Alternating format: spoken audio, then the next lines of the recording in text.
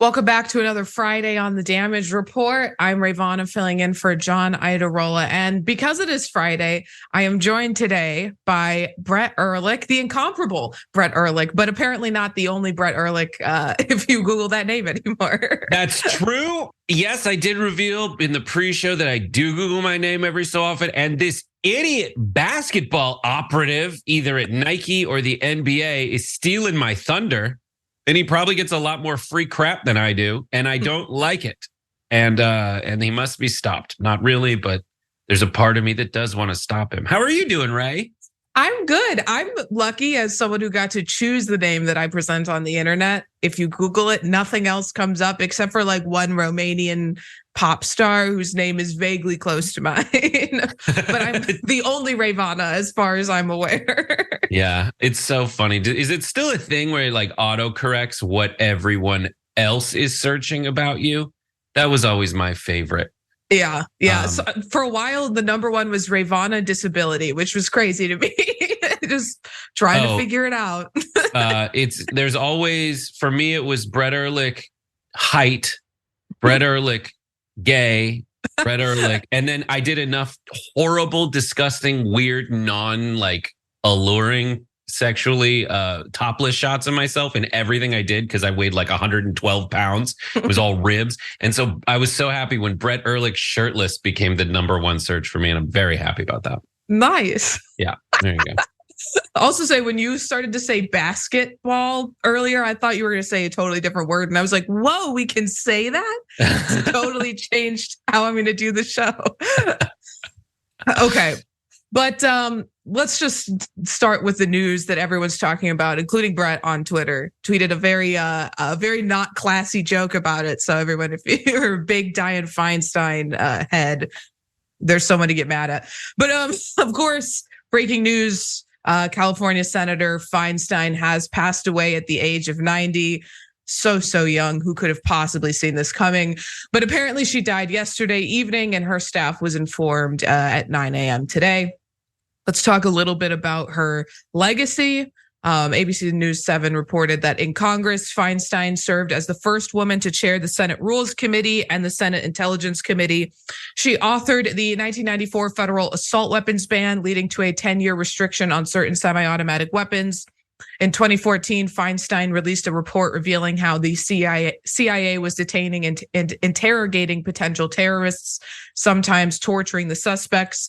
The release of the report led to anti-torture legislation. It continues on that Feinstein's legislative accomplishments include creating federal coordination of Amber Alerts, the National Child Abduction Warning System, passing the California Desert Protection Act, which protected millions of acres of California desert and created the Death Valley and Joshua Tree National Parks, reauthorizing the Violence Against Women Act to protect women from domestic violence and sexual assault, and authoring the 2022 Respect for Marriage Act to enshrine marriage equality into federal law. Of course, though, on the flip side of her accomplishments is everything else that she's done, including choosing to run for re-election at age 85 and leaving the Democrats high and dry on the Senate Judiciary Committee, and just speaking to her health a little bit. In recent years, Ms. Feinstein, 90, had suffered from frail health and memory issues that made it difficult for her to function alone and prompted calls for her to step down, which she consistently rejected. Her condition had grown more acute over the past several months after a bout with shingles that caused serious complications, including a case of encephalitis, and prompted her to begin using a wheelchair in the halls of the Capitol. So now obviously the question is Governor Newsom going to appoint Barbara Lee, which he has indicated in the past is not in the cards, or another Black woman to fill Feinstein's seat? So, I mean, hopefully that is what happens. Hopefully it's Barbara Lee, but Gavin Newsom has been pivoting hard to the right in the past few weeks. So, I mean, it's really just wait and see. Some other things that I remember of Dianne Feinstein today is the time that she congratulated Tim Scott for his hard fought and won Senate campaign in Georgia. thinking that he was Raphael Warnock. That happened. The time when she was the mayor of San Francisco, when she released the only concrete evidence that investigators had on the Night Stalker, which was the shoes he wore, causing him to throw them over the Golden Gate Bridge and made the investigation tougher. When she was a prosecutor, she prosecuted women for getting abortions. And of course, who can forget the infamous time she was addressing young climate activists and essentially told them to F off because she knows what she's doing. And obviously, she knew she wasn't going to be around to suffer the devastating effects of climate change. So, what dog did she have in that fight other than protecting her financial portfolio? I mean, I don't know, Brett. I'm one of those people who feels like I don't necessarily have that impulse that we can't criticize someone in death the exact same way I would have been criticizing them in life.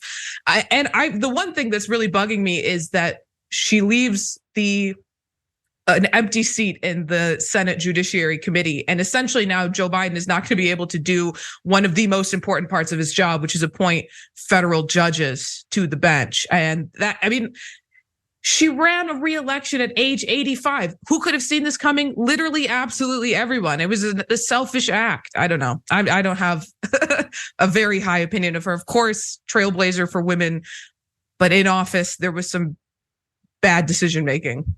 Right.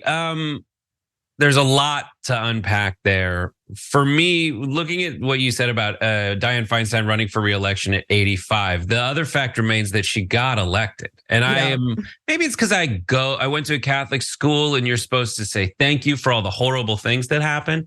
But I am grateful for that fact because it just reminds me in these times when I'm like, everybody has heard all this stuff. Everybody cares as much as I do. It reminds me that most people don't. And in a world where you have a lot of facts saying that this person should probably not be seeking office again for her own good, for our own good, for the nation's own good, for the voters' own interests, if you sat them down and took them through the timeline, people are like, I don't know. I know that name. And they vote for it. And that's kind of what's in place. And there's a lot of cool stuff about it. Like I would love to have the kind of job where I just like get to do it until I die. And it's not that hard. And it's like if I want to do it, I get to do it. There were some questions about whether she actually had the mental capacity to decide whether she wanted to do it. Some of my favorite moments toward the end there were when she only had to say the word I. She had no clue in one of the proceedings that was what she was supposed to do. So she just went into what she'd been doing over and over again nonstop for decades and decades, just kind of by rote repetition. She just kind of locked in there. But I don't know. It's also the other thing I'll say is before we get into like the specifics of who might replace her, is that with. I guess we'll do that right now. Like the people who might replace her, Gavin Newsom has said, you're right. In the past, he's going to appoint a black woman. The highest ranking black woman is Barbara Lee. But he also said pretty specifically, I will not get involved in this primary. So he said he wasn't going to appoint anyone running. So there's a handful of people that are in like the state attorney general and some LA council people that were cited by Adam Nagurney in the New York Times today that are front runners. He can do it fast. He should do it fast. He does that stuff fast. It should happen. When there was a vacancy yesterday, 2 years ago, when there was a vacancy in the wake of the 2020 election, he chose Kamala Harris as successor, Padilla, and he got reelected by everybody to fill a new term. So he's kind of a huge kingmaker, and it's just another thing about Gavin Newsom that puts him at the center of attention, having a lot more power than you would expect just like some rando governor to have. Right. I mean, he's definitely, I think, relished that power for a little bit. I sort of don't buy into I don't want to get involved in the primary. You can't leave this seat open. I mean, we're too far out from the election. You have to appoint somebody, and that person might go on to win become the elected senator in that position. But I mean, you have to make a decision because the balance of the Senate is so like teetering on a knife's edge that it's an important function of your job. And I mean, just appointing some schmuck who's not even running, I don't think is necessarily helpful to the Democratic Party. That's just my opinion. Yeah, I get it, but he will have someone like Gavin Newsom has a bunch of categories of lists, right? He's got binders full of lists, and one of them is going to be people that will do him a solid in the meantime and then disappear from this discussion.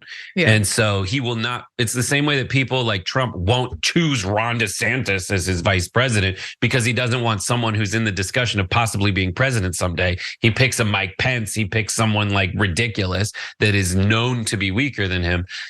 The same is true for whoever Gavin Newsom's going to select to replace Feinstein. He's going to find someone who's just like, oh, I've got like 10, there's people like LA city council people on the list. And a civil rights lawyer in Oakland named Angela Glover Blackwell. Holly Mitchell's an LA county supervisor. These are people that have a long way to go. And this will raise their name recognition to get them like the next step on the ladder. But that next step is definitely not senator for those people.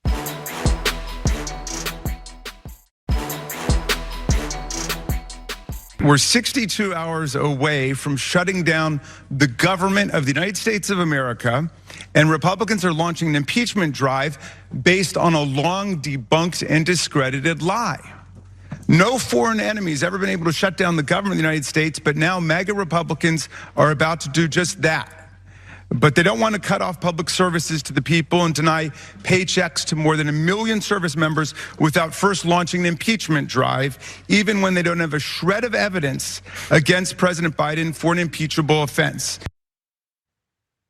That was part of Ranking Member Jamie Raskin's opening statement in the first hearing for the Biden impeachment inquiry. Now, a large part of the Democrats on the committee's testimony surrounded the lack of legitimacy for the hearings because there was no evidence. There's been no formal vote. It's not under oath. There's no fact witnesses. I mean, the list goes on.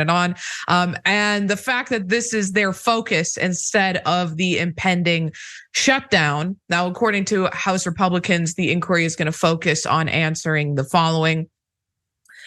The focus is, first, did Joe Biden as vice president and or president take any official action or affect any change in government policy because of money or other things of value provided to his family or him from foreign interests? Second, did Joe Biden as vice president and or president abuse his office of public trust by providing foreign interests with access to him and his office in exchange for payments to his family or him? Third, did Joe Biden as vice president and or president abuse his office of public trust by knowingly participating in a scheme to enrich himself or his family by giving foreign interests the impression that they would receive access to him and his office in exchange for payments to his family or him? Fourth, did Joe Biden abuse his power as president to impede, obstruct, or otherwise hinder investigations, including congressional investigations or the prosecution of Hunter Biden, despite there being no evidence to suggest that any of those things are the case? But to help answer these questions, they brought 3 expert witnesses. Here's AOC asking them why they're there, and you're going to love their answers. In your testimony today, are you presenting any firsthand witness account of crimes committed by the President of the United States? No, I'm not. No, you are not. Ms. O'Connor, you are the second Republican witness here today. Have you, in your testimony, presented any firsthand witness account of crimes committed by the President of the United States? I have not. Thank you. Now, Mr. Dubinsky, as the third and final Republican witness in this hearing, have you, in your testimony, presented any firsthand witness account of crimes committed by the President of the United States? I have not. That's so awesome. It's so awesome that this is what our elected representatives are doing instead of, I don't know, preventing our government from shutting down and thousands of Americans being out of work for an extended period of time and not getting paid and people not being able to receive essential services. That's really cool. And one of the reasons why these are their witnesses, and I mentioned they have no fact witnesses, is because the people that they've already been presenting as the key fact witnesses were deposed. And none of them testified to seeing any impropriety on behalf of Joe Biden. In fact, every single one of them testified that Joe Biden did nothing wrong and had no involvement in Hunter Biden's business ventures with foreign governments and corporations and foreign governments. It's just so funny. It's so funny. But sometimes you don't even need the representatives to do the questioning. Here's the witness themselves ruining the GOP's day. And I want to emphasize what it is that we're here today for. This is a question of an impeachment inquiry. It is not a vote on articles of impeachment. In fact, I do not believe that the current evidence would support articles of impeachment. I am not here today to even suggest that there was corruption, fraud, or any wrongdoing. In my opinion, more information needs to be gathered and assessed before I would make such an assessment. And you could probably assume that the Republicans are not exactly loving this from CNN. You want witnesses that make your case. Picking witnesses that refute House Republicans' arguments for impeachment is mind-blowing, one senior GOP aide told CNN. This is an unmitigated disaster, but does the fact that it was a disaster matter to the Republicans? Of course not, because this is just meant to be a circus. So from that article, at the close of the impeachment inquiry hearing Thursday, House Oversight Chair James Comer announced that he was issuing subpoenas for the bank records of the president's son, Hunter Biden, and brother, James Biden. Brett, I just can't get over the fact that this is all happening while the government is, teetering on the edge of shutting down. This is the focus, and it's such a self-inflicted wound because they let Trump dictate the actions of the party by himself, by posts on social media, and then the result is that they have to put on this silly show. Americans like saying the government's useless. A lot of Americans like saying the government's corrupt. A lot of Americans like saying, ugh, my tax dollars have to pay for this. That's like vaguely Republicanish language that they tap into a lot. However, Americans hate the government for doing exactly stuff like this. This is not the Republicans fixing the problems they say exist in the government. This is them acting them out in real time. They hate when the Republicans shut down the government. No one likes it. They get madder at the government in general when this kind of stuff happens. And it should be everyone should be reminded that the government might shut down, not necessarily because the Democrats and Republicans don't agree. It might get shut down because the Republicans and the Republicans don't agree. And rather than sit there and hash that out, what's happening? The main other thing they're doing is an impeachment inquiry during which is itself failing so horribly. And AOC is this person they call so stupid and an actress is able to get each one of the Republicans' own witnesses to say, I am not contributing anything to these proceedings. Meanwhile, the previous I can sum up the evidence in the two Trump impeachments. The two, one, he said, I want you to do me a favor, though. He withheld foreign aid so that he could get a personal favor for his election hopes. And then the second one was, I need you to find 18,000 votes. He asked the Secretary of State to mess up the election results on his behalf by just, quote, finding that many votes. Like, I can say that succinctly, and they're just like, I don't know, Biden, Hunter, laptop, he parties too hard, And that's a great point, and a point that was made, I think, really well by Representative Jasmine Crockett, because she was able to just rattle off just a few of the charges, a few of the indictments against Trump, the evidence against Trump, things that are actually backed by facts and rooted in evidence, as opposed to what the Republicans are doing here. So let's take a look at that. When we start talking about things that look like evidence, they want to act like they blind. They don't know what this is. These are our national secrets. Looks like in the to me. This looks like more evidence of our national secrets, say on the stage at Mar-a-Lago. when we're talking about somebody that's committed high crimes, it's at least indictments. Let's say 32 counts related to unauthorized retention of national security secrets, 7 counts related to obstructing the investigation, 3 false statements, 1 count of conspiracy to defraud the United States, falsifying business records, conspiracy to defraud the United States. And I could go on because he's got 91 counts pending right now. But I will tell you what the president has been guilty of. He has unfortunately been guilty of loving his child unconditionally.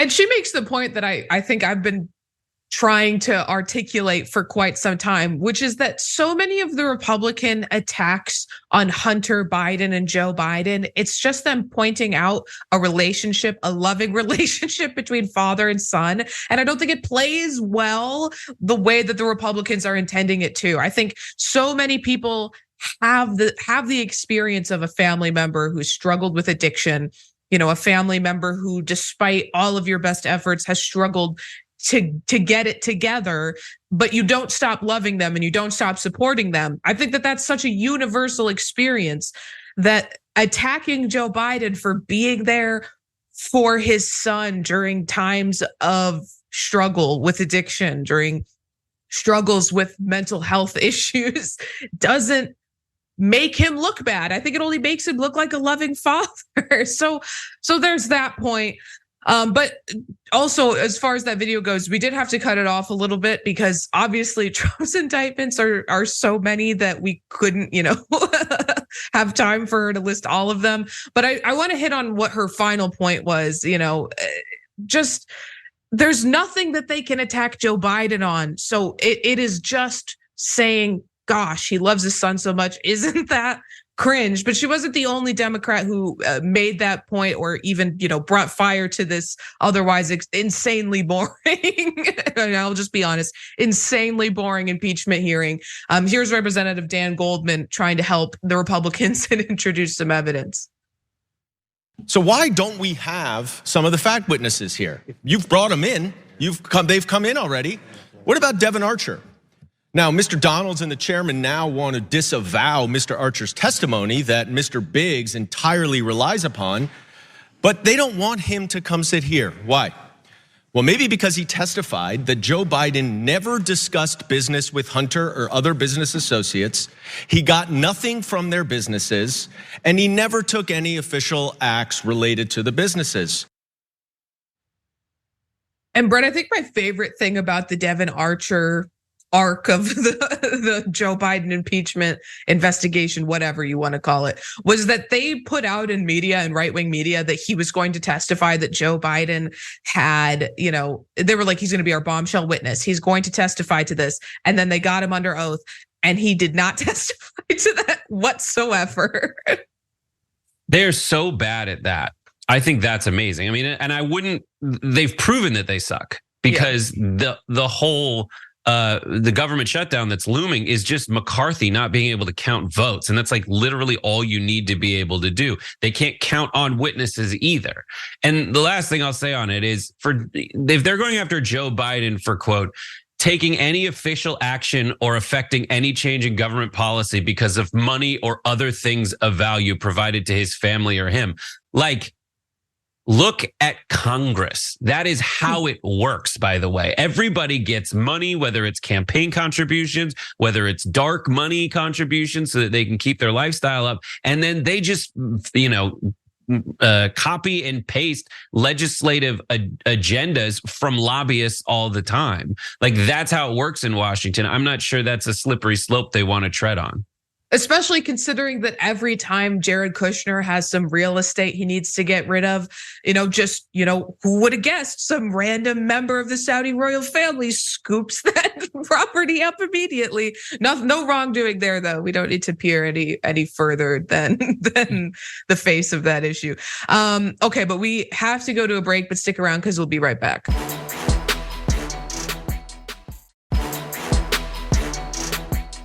And listen, I hate to bring it up, I feel like with regularity, but Marjorie Taylor Greene's feet are not right. Have you seen them, Brett? Yeah, I mean, I'm a paid subscriber to her wiki feed, so yeah, I have seen them. They're fantastic, but that's just me. The more messed up, the better. Right. The less toes, the better. God, just if you she's such a seen them. graceful dancer. It's from being in ballet. Have you ever seen her on the like weird herky jerky, like strange? What is it? Workout? Dropping. Apparently, she dropped those weights on her toes a few too many times. Okay, enough of that. But let's talk about some other cringy Republican behavior that's going down, and because the girlies are fighting. And yesterday, House Republicans had a lot to accomplish. They had to begin impeaching Biden without cause, of course, and they had to do their jobs and fund the government, which they also didn't do. But you already know which one of those is a priority for them. We talked about that at length. But with just days until the government is shut down, the House Republican caucus met behind closed doors to try to come to an agreement. Did they? No.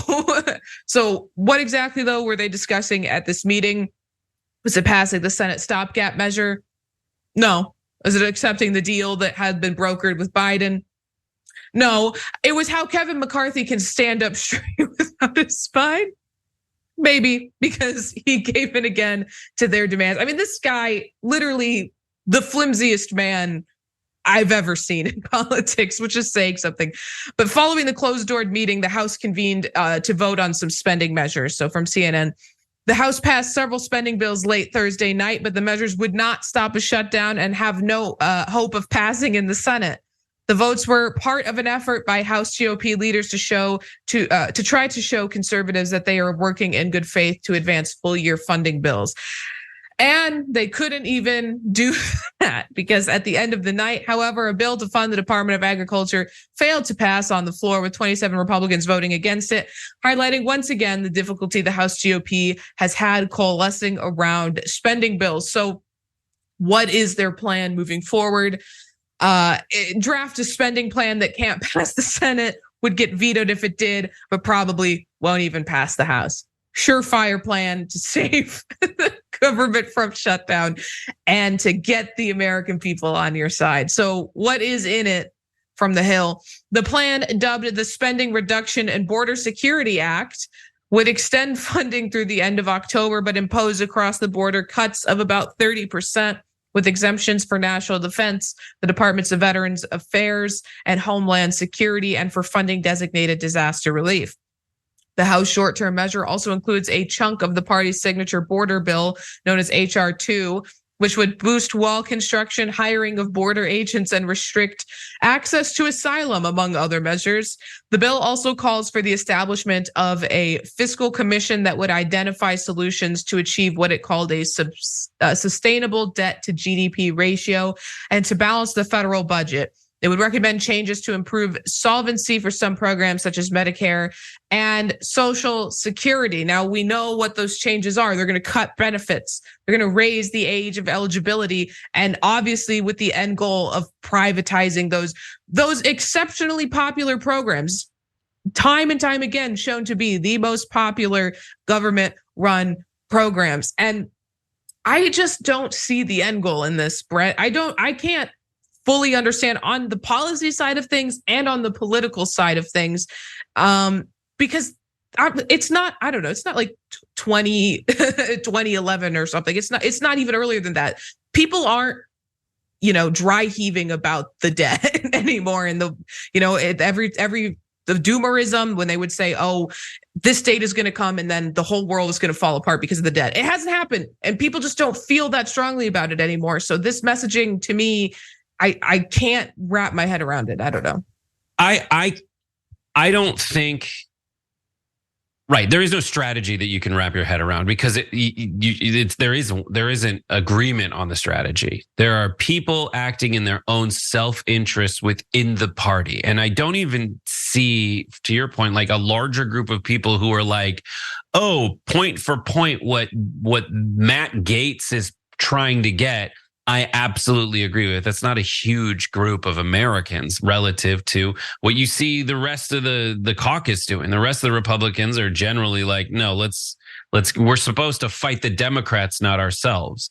I don't see an upside in this. I other than Matt Gaetz personally getting more power within the party, But by and large, these kinds of movements from Republicans end up failing for the people involved in them, and maybe in the future benefiting the ones that survived a little bit.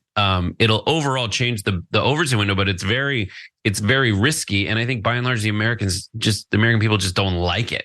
Right. I understand wanting to cut programs is like a thing Republicans are for. There's too much spending on, social handouts. But I love that they call it the Spending Reduction and Border Security Act. Border Security is wildly expensive. Mm-hmm. So this might as well be called the Spending Reduction and Spending Increase Act, or there's certain people we don't care about Act. Especially when the things that you're talking about cutting are Social Security and Medicare. Again, two of the most popular programs that our government does. And you have an aging voter base who relies on those two things. So for your messaging to so much be around that, it's like, do you even know who you're trying to appeal to? And just to that point, and I think this might be the only thing that Matt Gaetz has ever said that was true, but he mentioned that there's 10,000 people in his district that are going to not get paychecks because of a shutdown, if a shutdown were to happen. So, and recent polling showed that most people blame the impending shutdown on Republicans. Generally, they hate Congress and politicians as a whole, but they blame Republicans more than they blame Democrats. And if you live in the district of a Republican elected official and you're not getting a paycheck, those people aren't going to like you more. They're not going to want to vote for you more if they're being asked to go into work because they work for the TSA or another role that is deemed essential and not get paid. They're being asked to work and forego a paycheck. That's not going to bring them more over to your side. I don't know. Thoughts on that?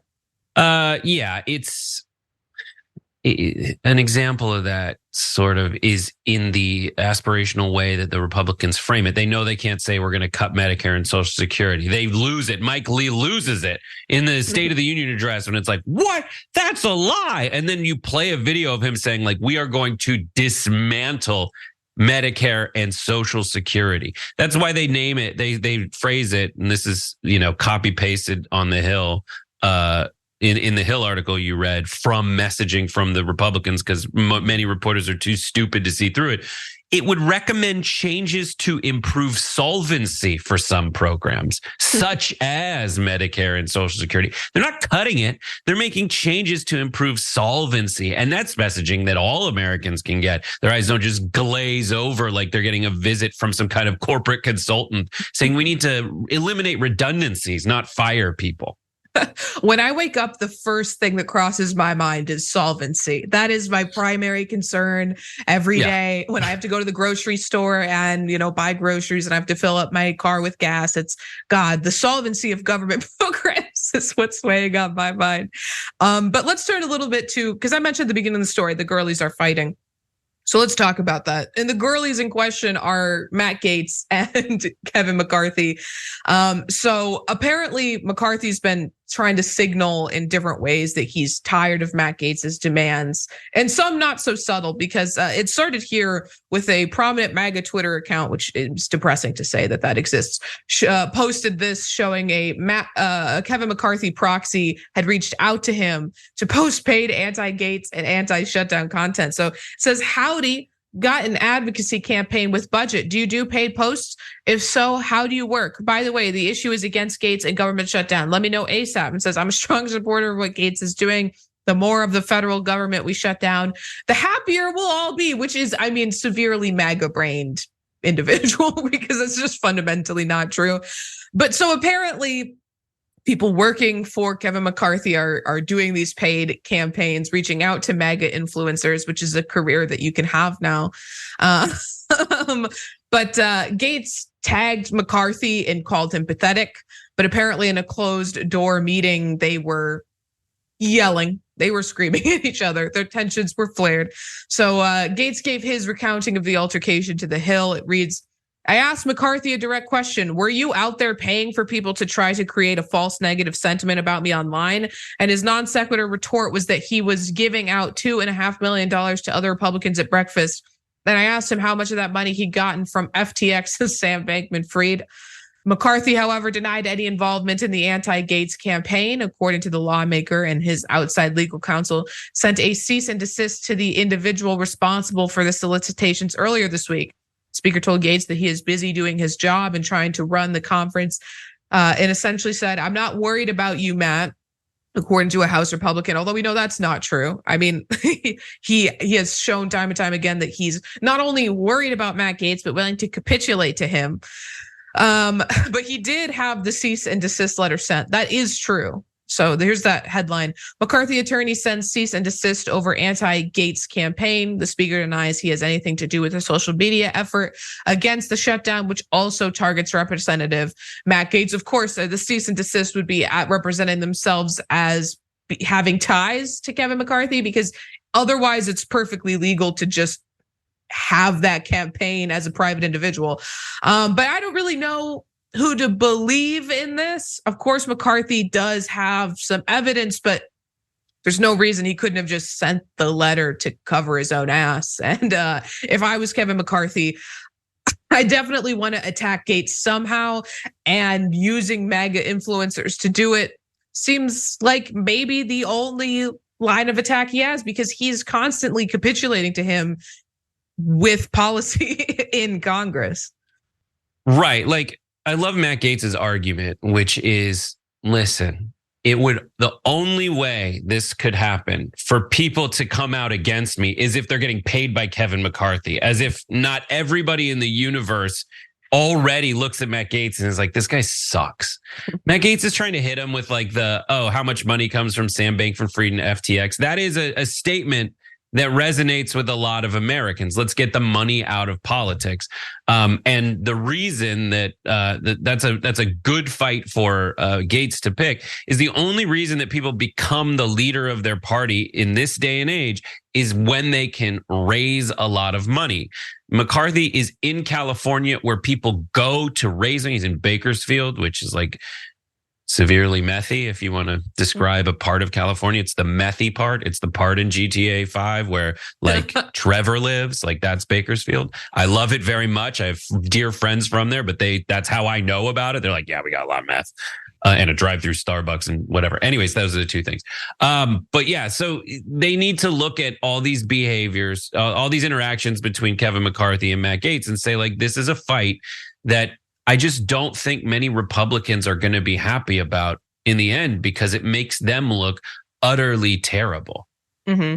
Yeah, I mean, and it's nice to be able to cover Republican infighting, because for so long the party was really in lockstep, and the leaders of the party had a good control over their caucus, which Kevin McCarthy obviously doesn't. But we'll keep you all updated on whether or not he ever finds his spine. But I believe we have to go to a break right now, so stick around. We'll be right back talking about updates on the abortion pill.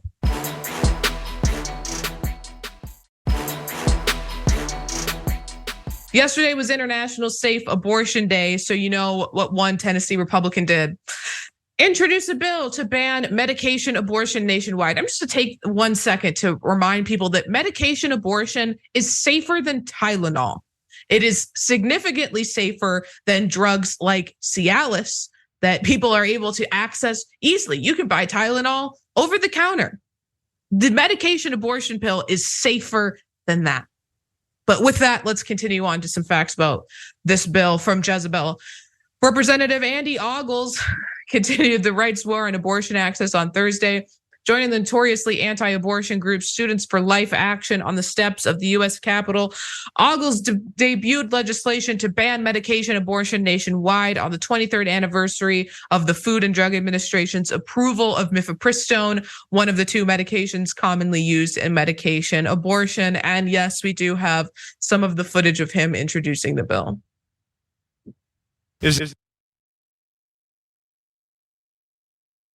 Is nothing short of a tragedy that Biden and the careless FDA would put lives at risk for the sake of their genocidal political agenda. I'm honored to have partnered with Students for Life Action and Kristen Hawkins to introduce this important legislation, and of course our other partners. The Ending Chemical Abortions Act would prohibit the use of dangerous drugs for the purpose of abortion. We're taking a stand against the irresponsibility of the Biden administration and working to protect women and girls across America. Framing these as dangerous drugs is so absolutely disingenuous for the reasons I laid out earlier. But let's just talk about what the New York Times did, because they looked at more than 100 scientific studies spanning continents and across decades, and they've examined the effectiveness and safety of mifepristone and misoprostol. And a vast majority of the studies reported that more than 99% of patients who took the pills had no serious complications. Now, some did, of course, but these uncommon complications included hospitalization, blood transfusions, or major surgeries. Again, less than 1%. Now, we have a chart showing the safety of abortion pills in 86 of 101 studies. Almost no patients had serious complications. And we have this chart that shows that procedural abortion, 0.16% of patients had serious complication rates, 0.31% had serious complications from medication abortion. And then look at childbirth, 1.4%, 1.4%.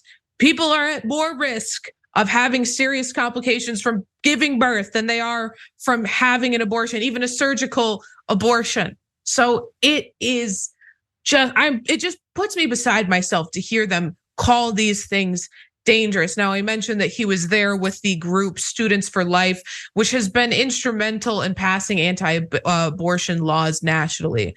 Jezebel reported that last year, Students for Life Action helped pass 18 anti-abortion laws across the country and introduced 29 abortion bills at the federal and state levels, including similar medication abortion restrictions or bans. The group's biggest success has been supporting a state-level ban on distributing abortion pills in Wyoming.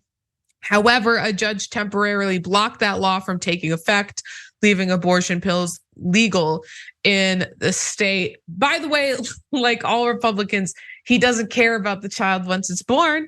In fact, Ogle said it's ridiculous to blame guns for the Covenant school shooting that left 3 children and 3 adults dead in Nashville in March of this year. Ridiculous. It is ridiculous to blame guns. Guns aren't dangerous. Medication abortion is dangerous. And Brett, they rely so much on lying. That is like a fundamental part of the anti-abortion crusade, is that they have to rely on lying to their audience.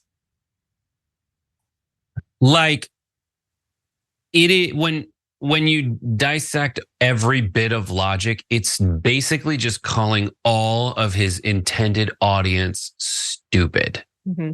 It's a dangerous pill. Why? I guess your only argument left after it is that it ends the pregnancy. So it's dangerous for the fetus. That's right. Already your argument. He gets people out there and he's arguing like, oh guys, we have to really take a big step to end this thing. No, all he's doing in that situation, he's not advocating for anybody's safety. He's not advocating for a betterment of the human condition in America. He's just trying to raise his own profile. It sucks. They all caught the car on this.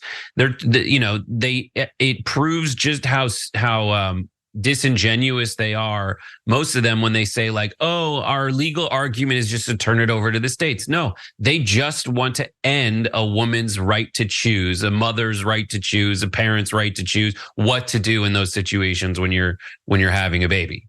Mm-hmm. Like that's it. Right. That's it. They want to end it. And and this is like literally the safest, earliest, easiest way to do it. Of course, they never highlight like the dangers of actually having to go through childbirth, or, the potential complications that the child might suffer from childbirth. It literally is fundamentally just about taking away a woman's right to choose, like you said. Speaking of women, we've got a little time. Let's do this last story that I think is important to cover, because it would be a huge step forward in protecting victims of sexual assault.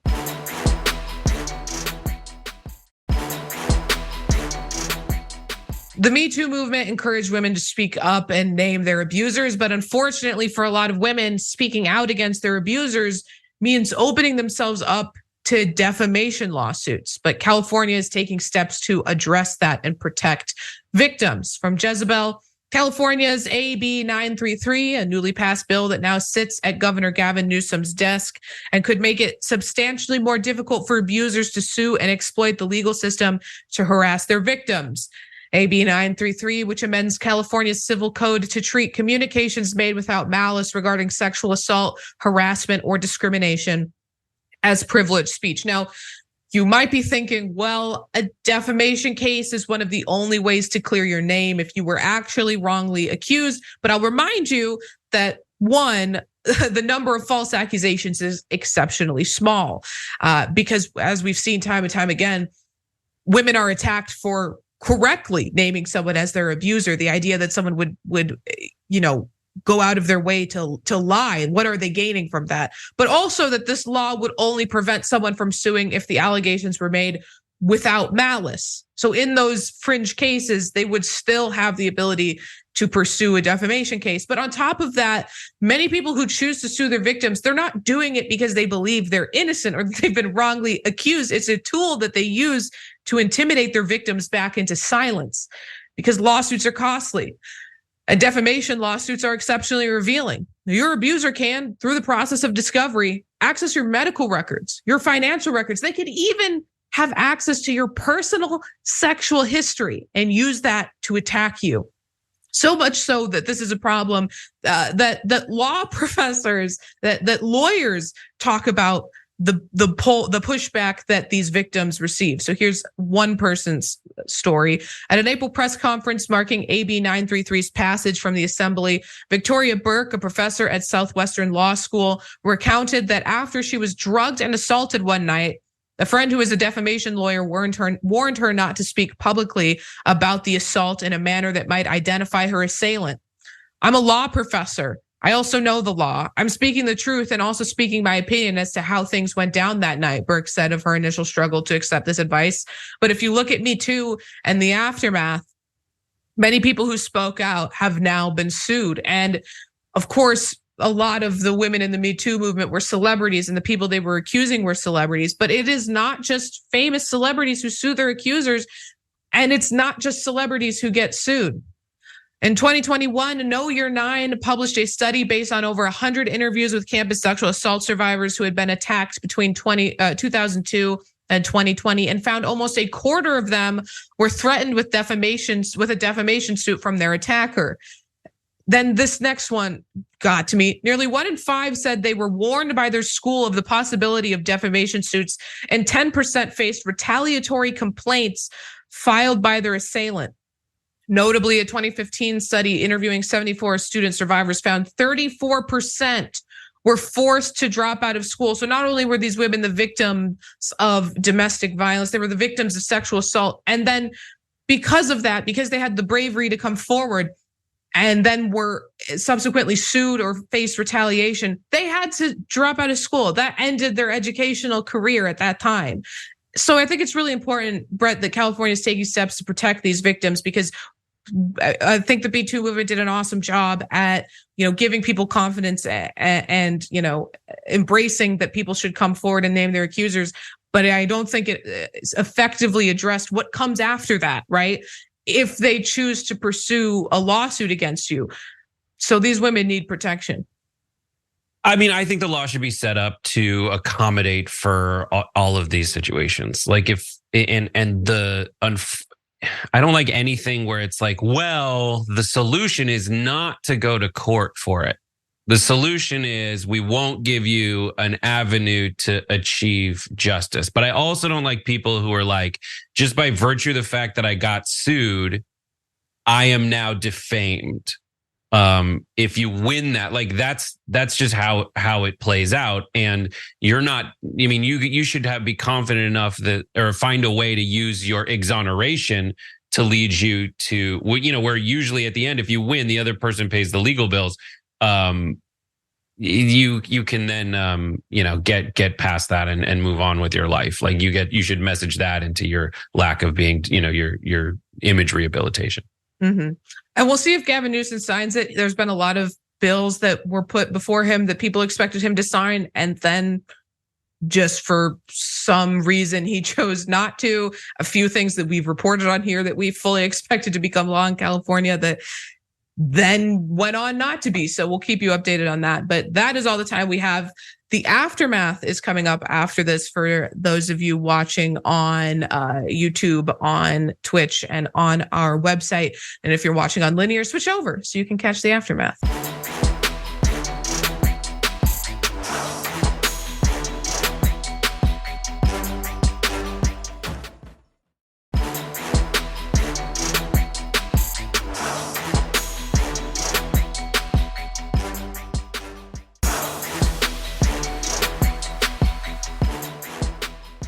Thanks for listening to the full episode of The Damage Report. Support our work, listen ad-free, access members-only bonus content, and more by subscribing to Apple Podcasts at apple.co/TYT. I'm your host, John Adarola. I'll see you soon.